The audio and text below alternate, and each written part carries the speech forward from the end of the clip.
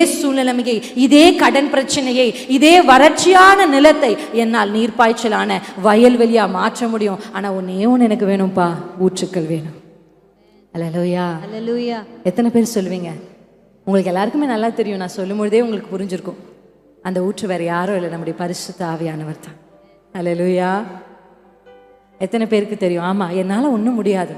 நீங்கள் உங்கள் சொந்த முயற்சியில் எத்தனையோ உங்களுடைய கணவரை, உங்களுடைய பிள்ளைகளை, உங்களுடைய குடும்பத்தை மாற்ற முயற்சி செஞ்சீங்க.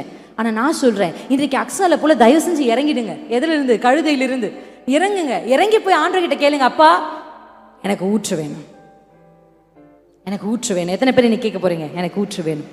இந்த ஊற்று நம்ம வாழ்க்கையில் வந்துருச்சு அப்படின்னா, எவ்வளவு வறண்ட நிலமா இருந்தாலும் அது நீர்ப்பாய்ச்சலான தோட்டமாய் மாறும். அதை தோட்டமா மாத்துறதுடைய பொறுப்பு உங்க கையில. கைகளை உயர்த்தி சொல்லுங்க, கைகளை அசைச்சு. ஏன்னா வசனம் சொல்லுதே, அண்ணனும் ஆல்ரெடி சொல்லிட்டார், கர்த்தர் அந்த பொறுப்பை